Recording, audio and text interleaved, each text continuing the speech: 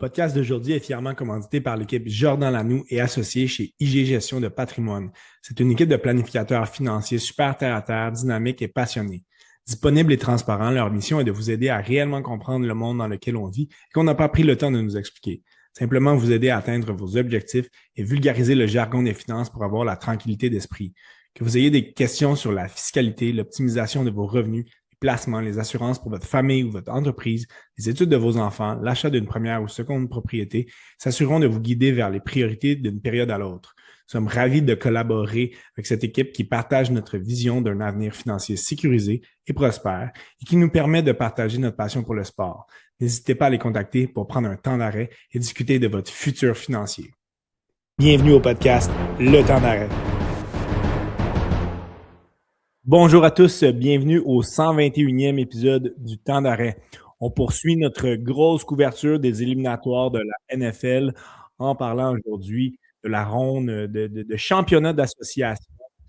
Et on a encore une fois un grand privilège de recevoir notre collaborateur NFL Thierry Murray. Ça va bien?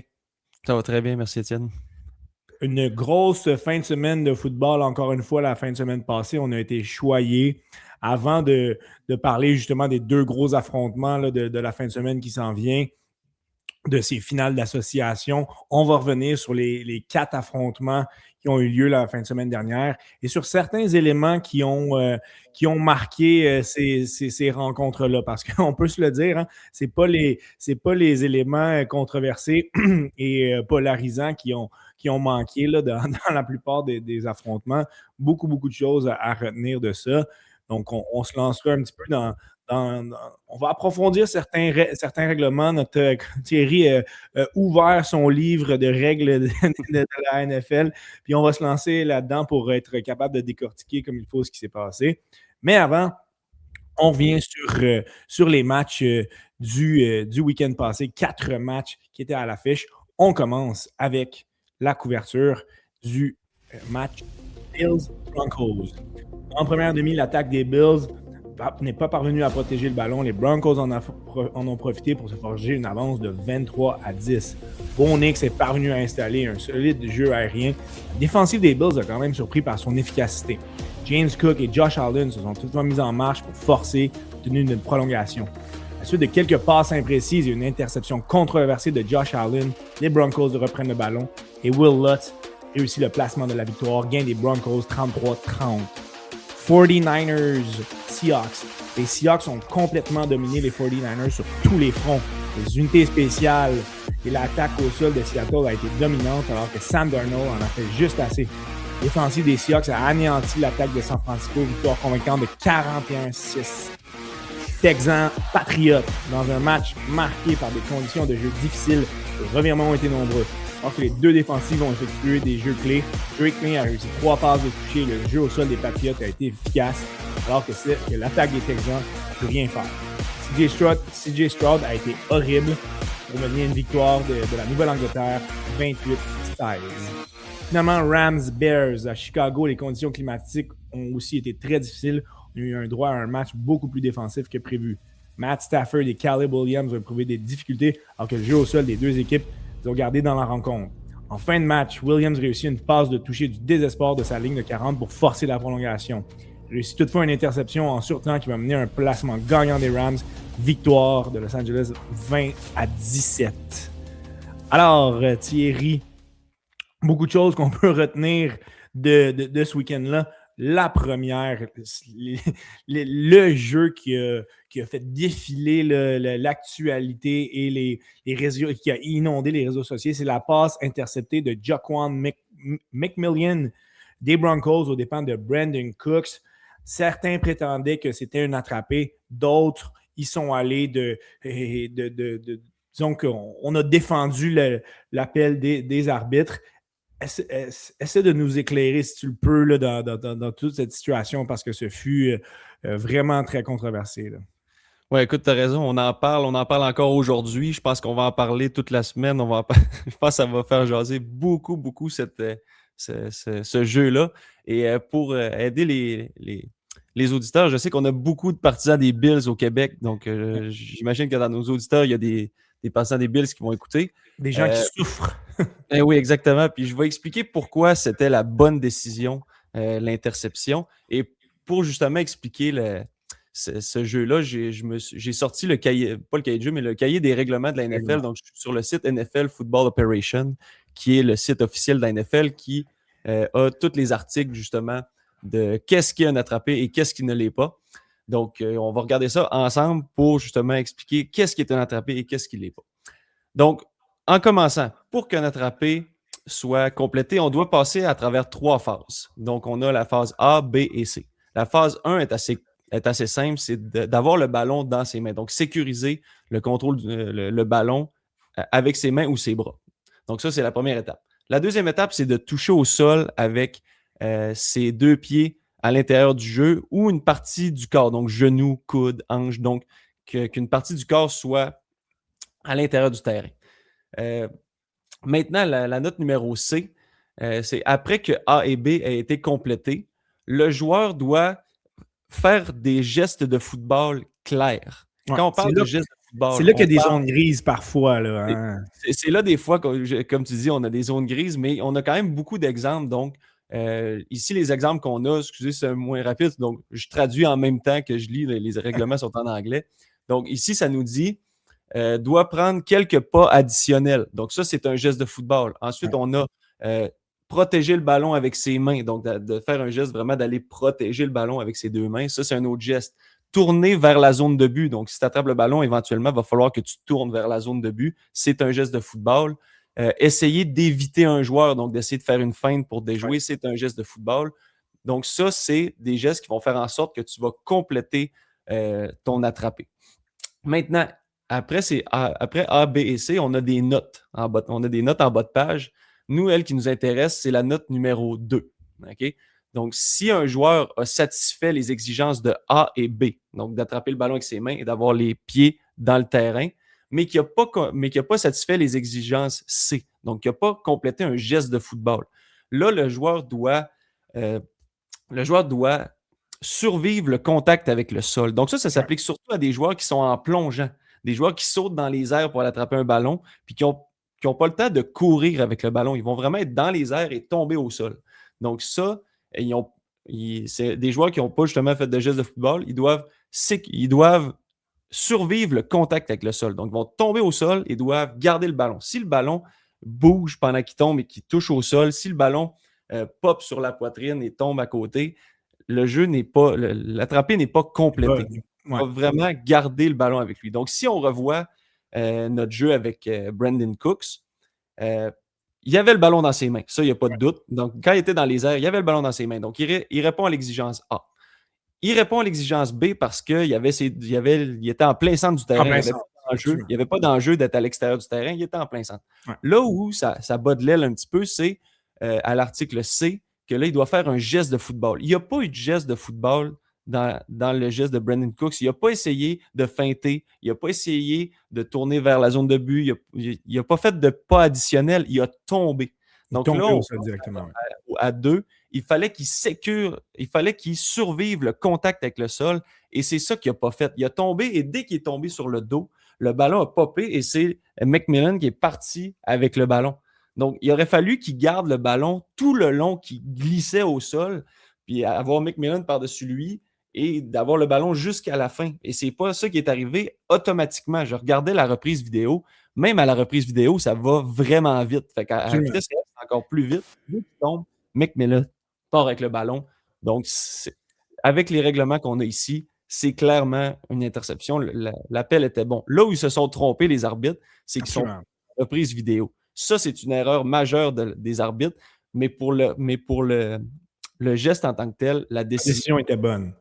Puis ce qui n'a pas aidé à décortiquer le moment, c'est que McMillan est littéralement collé sur Brandon Cooks. Et ils vont comme en symbiose tomber au même moment. Ils vont former qu'une genre de grosse boule qui va rouler. Puis McMillan a été extraordinaire. Tu disais que le ballon a popé. Oui, Cooks n'était pas en contrôle. McMillan lui a littéralement pris possession. Si McMillan n'est pas là, Brandon Cooks c'est un attrapé. Là. C'est un Probablement, attrapé oui. parce qu'il ne perd pas possession du ballon, fort probablement. Là. C'est ça qui est plate pour McMillan, c'est que la planète football parle de la décision, qu'ils disent que la décision n'est pas bonne, alors que c'est un jeu incroyable défensivement. Là. Ouais. C'est probablement le jeu des éliminatoires, ce qu'il a fait. Puis là, ça passe un peu sous silence parce que. On va lui rendre hommage, si tu veux. J'ai sorti quelques statistiques de sa rencontre. Là. Donc, il a été, évidemment, là, c'est un joueur défensif. Donc, lorsque je dis qu'il a été visé, donc c'est pas pour attraper le ballon, c'est le corps arrière qui a essayé de passer un receveur et McMillan était en couverture. Donc, il a été visé 4 fois. Il a alloué un seul attrapé pour des gains de moins 4 verges de l'attaque. Une interception, un passer rating allowed de 0.0. Donc, je pense que c'est difficile de faire mieux comme rencontre, mais effectivement, malheureusement pour lui, les gens se souviennent plus du fait que Et Étienne, de l'action. si tu me permets, sur les réseaux sociaux, il y a beaucoup l'image qui est sortie de Brandon Cooks qui avait le ballon dans ses mains et qui avait le genou au sol. Et là, les gens disaient qu'il était ce qu'on appelle down by contact. Ouais. Mais je veux préciser aux gens que pour qu'un joueur soit down by contact, il doit être devenu ce qu'on appelle en anglais un runner. Je veux dire en anglais un coureur. Donc ça, c'est une fois que tu as attrapé le ballon et que tu as la possession et que tu cours avec le ballon. Donc, Brandon Cooks ne s'est jamais rendu là. Il a toujours resté un attrapeur. Il n'a jamais complété la phase initiale de compléter l'attrapé. Donc, c'est pour ça que le genou ne sert à rien dans cette photo-là. Même s'il avait le genou au sol, il ne pouvait pas être down by contact, il devait survivre le sol. Et ça a fait un peu polémique parce que le lendemain, Davante Adams a fait le même genre de jeu, mais c'était quand même très différent parce que Davante Adams, lui, a attrapé le ballon, a fait des pas additionnels, a protégé le ballon. Donc, lui, il a vraiment sécurisé toutes les étapes. Et c'est les joueurs défensifs qui ont sauté dessus et l'ont amené au sol. Donc, il n'est pas tombé tout seul. C'est vraiment les joueurs défensifs qui l'ont amené, donc down by contact.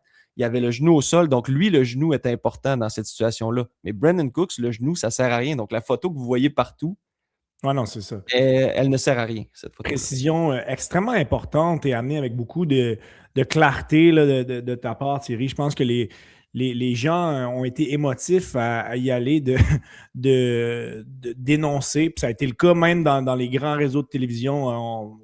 On va mentionner aussi à RDS, là, on est allé très rapidement d'une conclusion. Mais effectivement, lorsqu'on décortique point par point, puis je vais massacrer un petit peu son nom de famille, là, mais un des anciens coordonnateurs des arbitres là, qu'on entend beaucoup à la télévision, Gene Straratore, c'est l'explication qu'il a donnée aussi. Donc, ce gars-là, c'est une référence, puis tu abondes dans le même sens. Donc, je pense que c'était important d'y aller avec cette précision parce que c'est un événement qui a marqué le match, parce qu'on s'entend que si Brandon Cooks fait cet attrapé-là, le match est terminé parce qu'on y va d'un placement peu longtemps après des Bills. Donc, ça a eu un impact énorme là, sur l'issue de la rencontre. Ouais. Pour les gens qui se doutent, j'ai pas de préférence entre les Bills et les Broncos. Ah non, c'est impartial. Moi, j'ai pas de parti pris. Puis même, sachant que Bo Nix ne sera pas de la rencontre, j'aurais même aimé mieux que ce soit les Bills. Oui. Donc, j'ai vraiment pas de trois événements aussi pour terminer sur cette semaine endiablée. Là. On s'entend que ça n'a pas été une grosse performance des corps arrière. Là. Quelques statistiques, Caleb Williams de son côté, passing rate de 59.3, terminé 23 en 42, 2 touchés, 3 interceptions.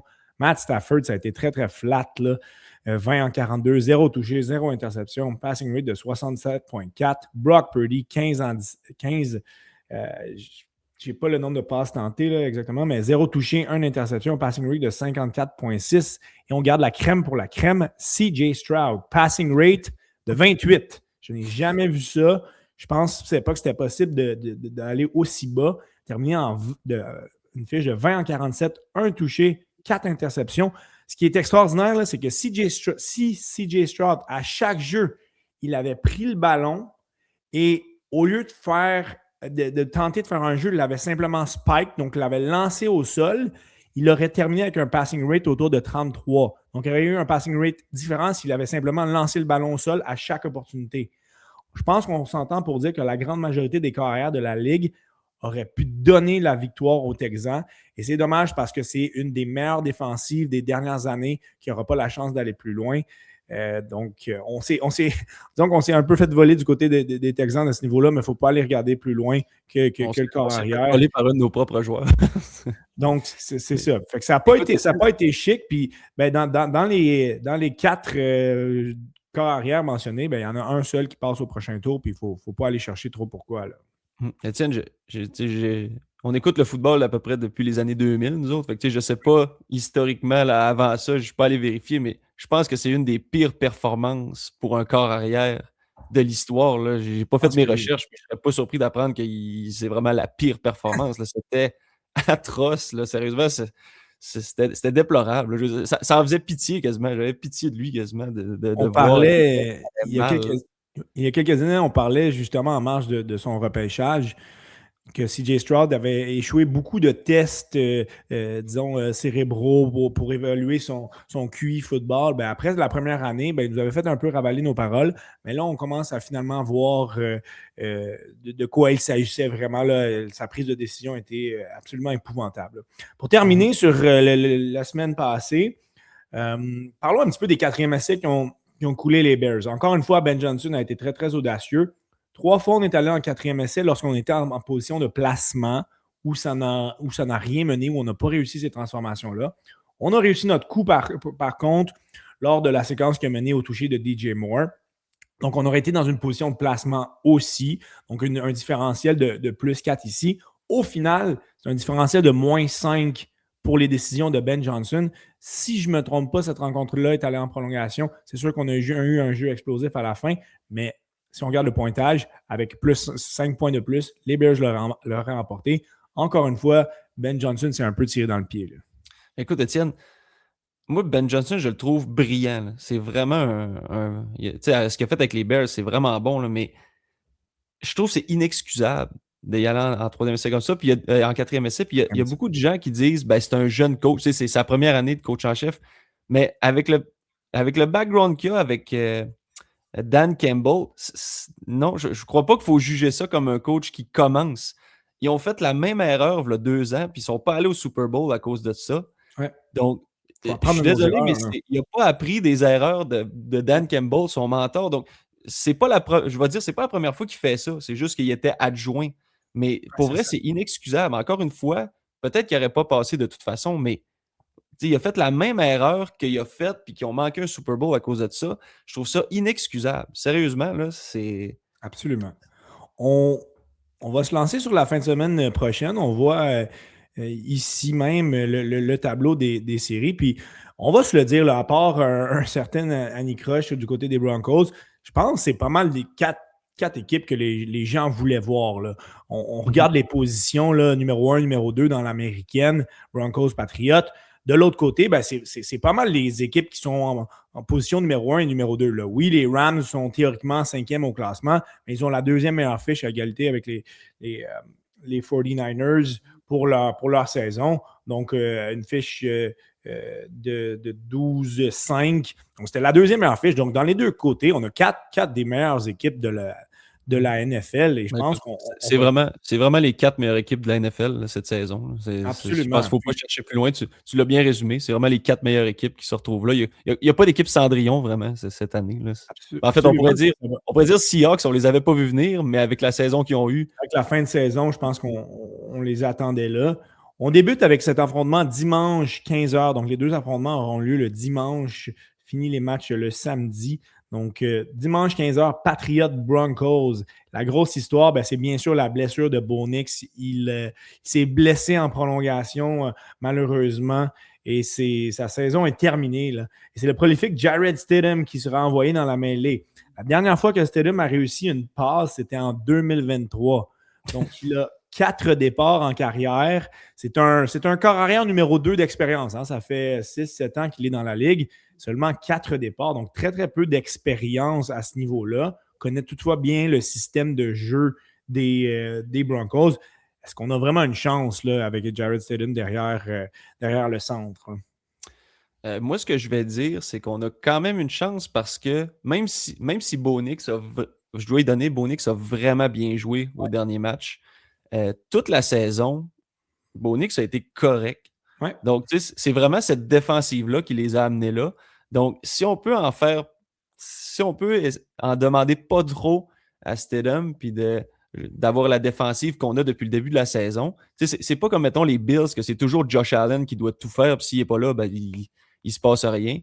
Cette équipe-là, ça passe pas tout par le corps arrière. Donc, on peut avoir ce petit côté positif-là, mais c'est clair que là, notre jeu au sol, Absolument. va falloir améliorer ça parce que c'est vraiment pas assez bon. Écoute, les Bills étaient derniers pour le jeu au sol, puis on n'a pas été capable de courir contre eux autres. Si on n'est pas capable de courir contre les Bills qui étaient atroces contre le jeu au sol, si on arrive contre les Patriots, qu'eux autres sont bons contre le jeu au sol, ça va être plus difficile. Puis là, si on n'est pas capable d'enlever cette pression-là sur Stidham, ben là, c'est sûr que ça peut être compliqué. Il faut cibler directement la recrue RJ Harvey qui a une moyenne de 3,3 verges par course la semaine dernière. Elle devrait être bien meilleure. Je pense qu'on peut s'attendre à beaucoup de petites passes et courses de Stidham vers Marvin Mims Jr. Toutefois, en défensive, du côté des Pats, là, certains joueurs qui seront à surveiller, là, c'est sûr, Christian Gonzalez, Marcus Jones ont été dominants la semaine passée. Mais on a remarqué la semaine dernière un Carlton Davis qui a été parfois extrêmement brillant, parfois copé de mauvaises pénalités, a mis son équipe dans l'embarras. Donc, je pense que c'est un joueur qui pourrait être ciblé du côté de l'attaque des Broncos. Mais on s'entend que le match va se jouer de l'autre côté du ballon. On t'en a parlé, là, c'est la défensive des Broncos contre l'attaque des Patriots. Et un des éléments sur lequel je pense que où les Pats pourraient être très, très vulnérables, c'est au niveau de leur ligne à l'attaque. Là. Les Patriots ont subi 5 sacs contre les Texans, 5 contre les Chargers. On est la 10e pire équipe au niveau des sacs alloués durant la saison. Et on affronte cette machine du côté des Broncos. On est premier dans la NFL durant la saison avec 68 sacs. Seulement 3 contre les Bills. Par contre, là, je pense que les Pats pourraient essayer de copier-coller certains schémas de la ligne à l'attaque des Bills. Mais on a un duel inégal à ce niveau-là. Là. Ah ouais, puis je pense qu'on a on a vraiment un côté plus faible que l'autre. Si je ne me trompe pas, c'est celui-là avec Will Campbell puis Jarrett Wilson.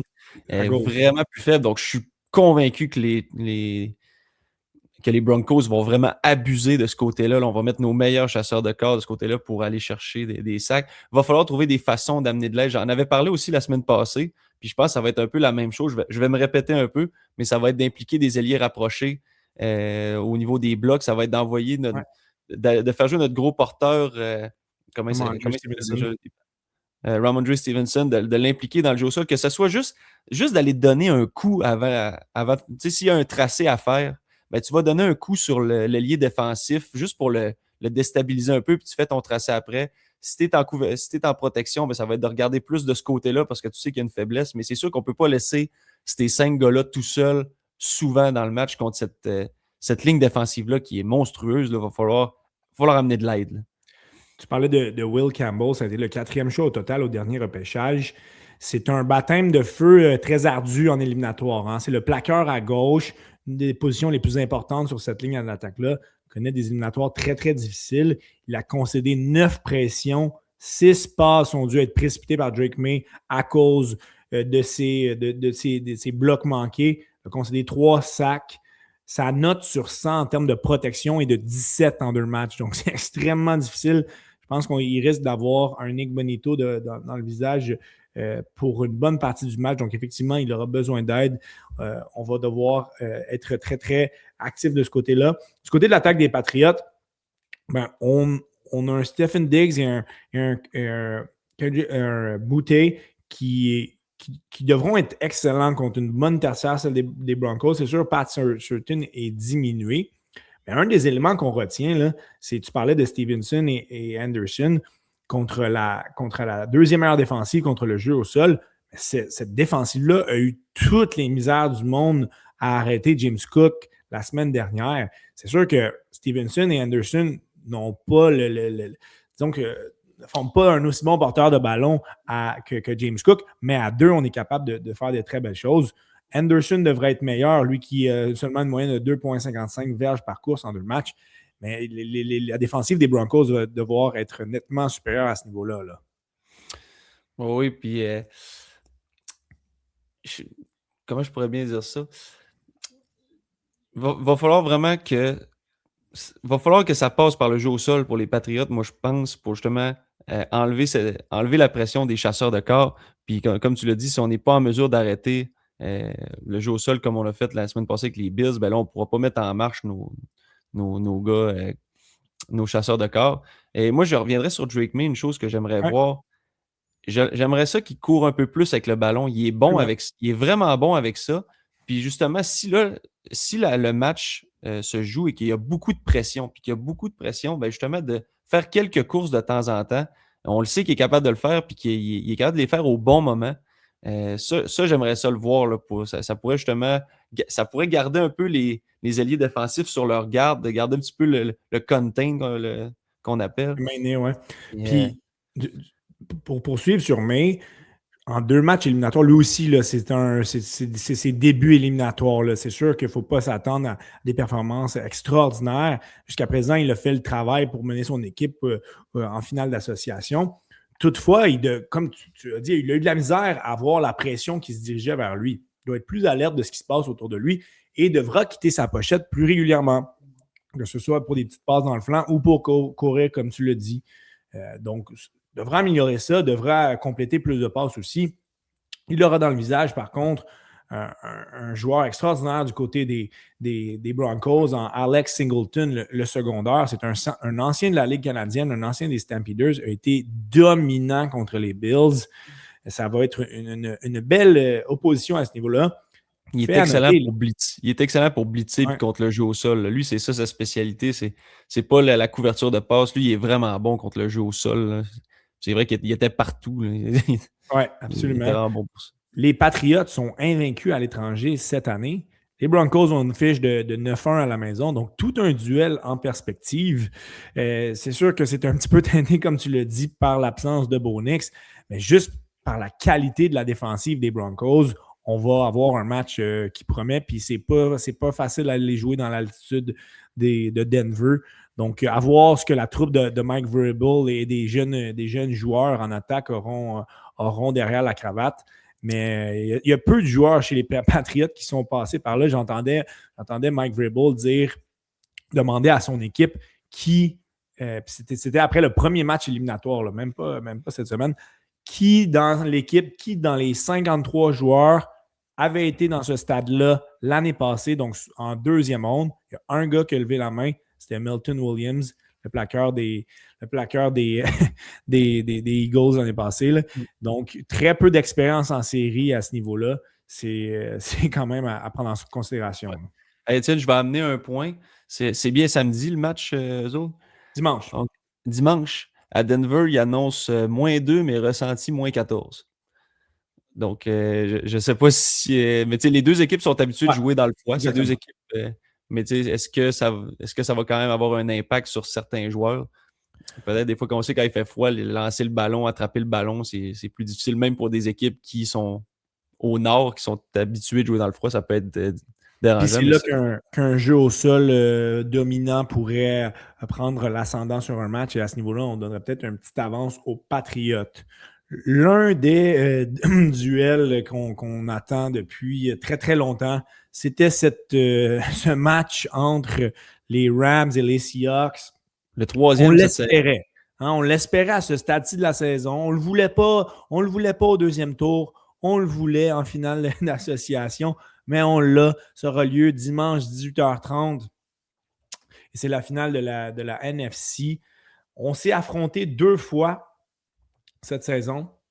Ça a été une victoire des Rams à la maison 21-19 à la semaine 11 et ça a été une victoire des Seahawks 38-37 à la semaine 16. Donc, 2 tangentes ici. Les équipes qui sont à la maison remportent le match et c'est des matchs extrêmement serrés. C'est ce qu'on espère avoir définitivement dimanche prochain. Là.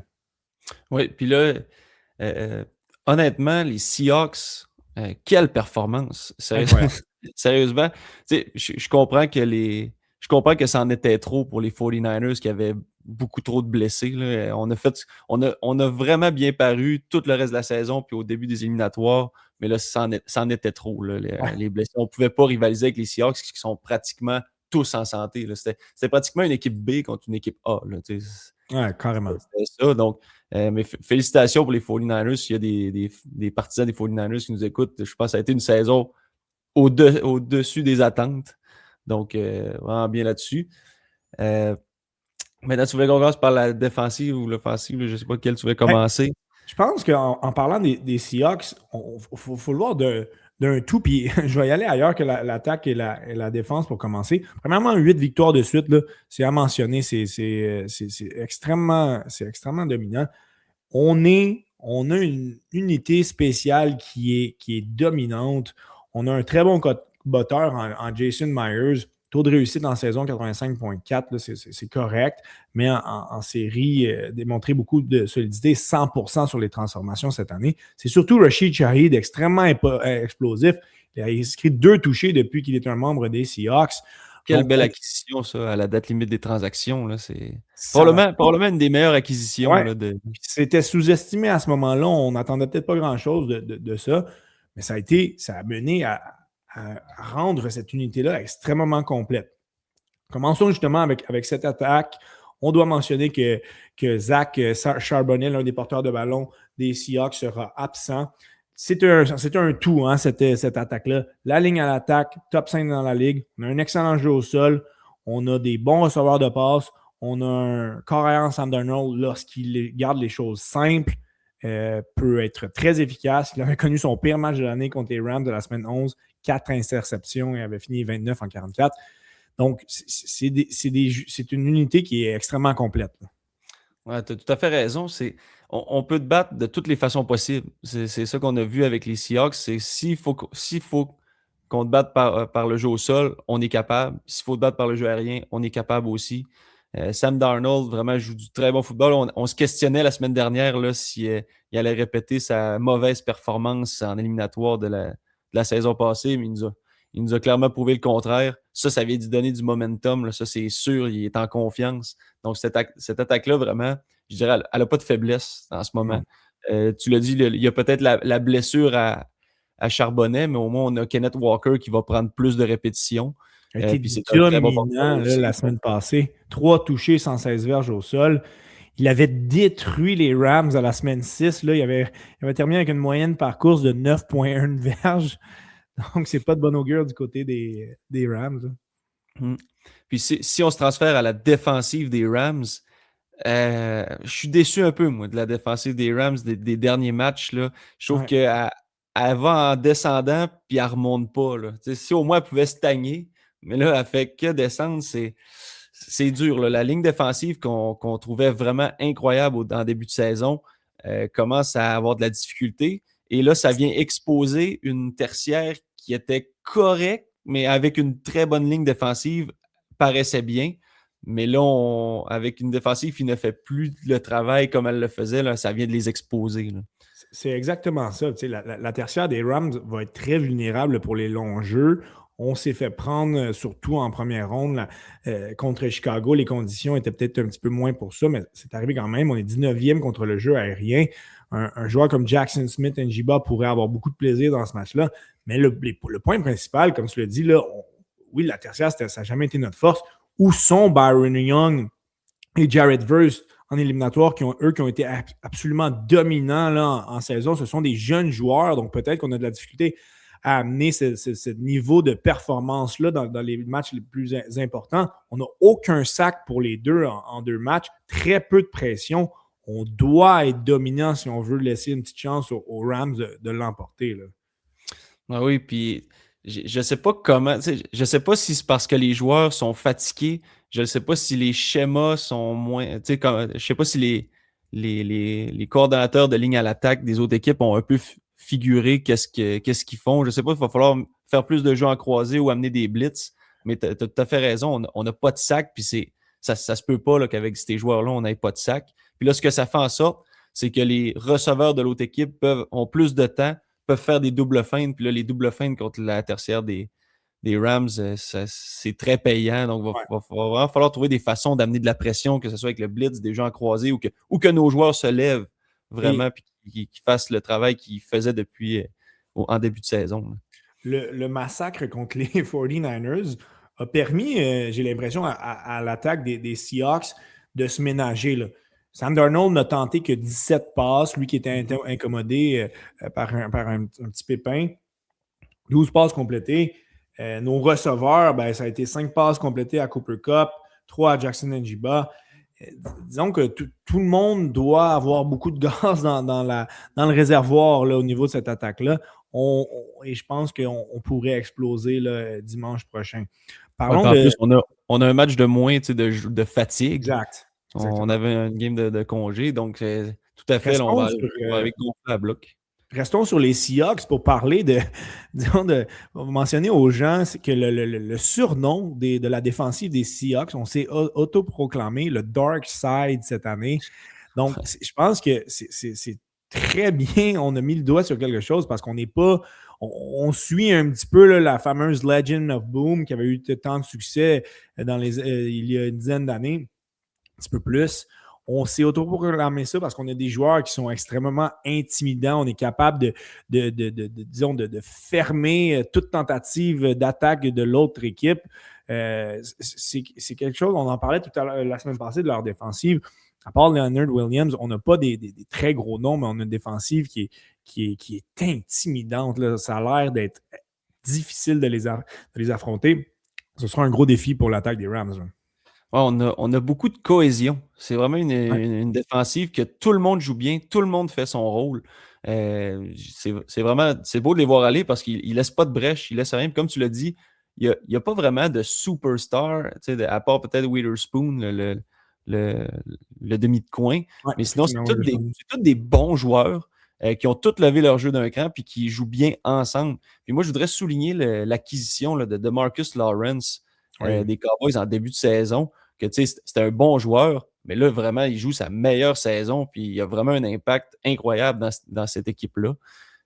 Mais oui, effectivement, c'est une défense. On parle beaucoup de la défensive des Broncos puis celle des Texans, mais je pense que celle-là Là, avec eux, ouais. des Seahawks, elle fait partie d'eux autres. Elle fait partie de l'élite de la NFL là, cette saison. Pour conclure, on parlait de Jared Verse, Byron Young, des joueurs marquants au sein des Rams. C'est un petit peu le cas aussi de Matt Stafford. Hein. Ça a été une saison extraordinaire pour lui un passing rate de 109,2 en saison régulière. En éliminatoire, on est dans 2 matchs, on est à un taux de 79,25. Donc, c'est beaucoup plus compliqué. On a de la difficulté à obtenir des premiers essais et on devra s'améliorer à ce niveau-là. Là. On doit impliquer beaucoup plus nos joueurs explosifs, là, comme Kyren Williams, qui a eu une bonne rencontre quand même contre Chicago. Puka Nacua, Devontae Adams, il faut trouver des manières de leur donner plus souvent le ballon. Et Matt Stafford doit être plus précis, ça c'est évident, sinon les Rams vont être en vacances. Ah oui, puis tu l'avais dit la semaine dernière à Matthew Stafford, ta statistique là, était Ouais, bonne. Ben, il a gagné, mais tu l'avais justement dit, là, gagné. il y a de la difficulté dans la neige. Puis, on regarde les statistiques, là, 258 verges, pas de passe de toucher. Pour Matthew Stafford, c'est vraiment en dessous des attentes là, pour un carrière de cette trame-là. Donc, tu avais mis le doigt à la bonne place. Il y a de la difficulté dans le froid. Moi, si je regarde à Seattle, en fin de semaine, ça a l'air bien. Là, on a de la température au-dessus de zéro. Je pense pas que là, ça va être je pense pas que ça va être un facteur. Là. Ça sera pas comme à Los Angeles, ça c'est sûr. Mais je pense pas que la météo va avoir un impact comme à Chicago. À Chicago, il faisait vraiment pas beau. Là. Non, C'était difficile. assez laid. On va se souhaiter un match aussi enlevant là, que les deux précédents, là, surtout celui où les Seahawks ont été gagnants la semaine 16 là, dans une victoire par 1 point. Ça avait été extraordinaire. Là. On s'était échangé la tête pour une bonne partie de la rencontre. On va se souhaiter des matchs serrés comme ça parce que c'est ce qu'on a depuis le début des éliminatoires. Je pense qu'on est extrêmement gâtés cette année. On est dans une année où, à part certaines exceptions, là, comme le match des Seahawks, on a des rencontres qui sont serrées, beaucoup de rencontres en prolongation, beaucoup de retours gagnants, des jeux explosifs. On peut penser au Hail Mary de Caleb Williams. C'est extraordinaire ce qu'on voit cette année.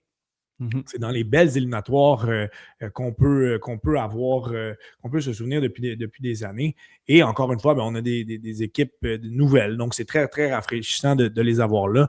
Donc, définitivement, une belle journée de football pour précéder le Super Bowl. Ce sera la dernière avant le match fatidique du Super Bowl. Donc, encore une fois, Thierry, merci beaucoup d'avoir été là. Ça a été extrêmement intéressant, très, très, très pertinent aussi, surtout là, l'explication en début d'épisode là, sur l'interprétation de certains règlements. Je pense que ça a vraiment permis d'éclairer une situation qui était un petit peu floue. Je pense que on va pouvoir avoir une autre belle journée de football le dimanche prochain. Ouais, je vais souhaiter au monde d'en profiter parce que la saison tire à sa fin, puis ton podcast aussi. Donc, Ouais. de profiter du football et de profiter de ton podcast le temps que ça dure. C'est très gentil. Puis, pour mentionner aux gens que cet épisode, pour couvrir le Super Bowl, gros épisode, là, je pense qu'on peut s'attendre au moins à une bonne heure de contenu, certainement, sera diffusé en live, donc en direct, encore une fois. Ça avait été une expérience concluante lors de notre épisode du 2 tiers de la saison. Ce sera le cas, encore une fois. Ça va permettre aux gens d'interagir et ça rajoutera quelque chose de spécial pour cet dernier épisode de l'histoire du temps d'arrêt. Donc, surveillez bien les réseaux sociaux. Ça risque d'être dans la semaine du 2 février, fort probablement le mardi le 3. Donc, on va vous confirmer le tout. Mais c'est de cette manière que pourra terminer notre grosse couverture de cette année 2026 des éliminatoires de la NFL et dernier épisode aussi du temps d'arrêt. Donc, très, très hâte. Ça va être très, très excitant. D'ici là, grosse journée de football dimanche, encore une fois. Je te remercie beaucoup, Thierry, d'avoir été présent. On va se souhaiter deux belles rencontres et on se dit à un prochain épisode du temps d'arrêt.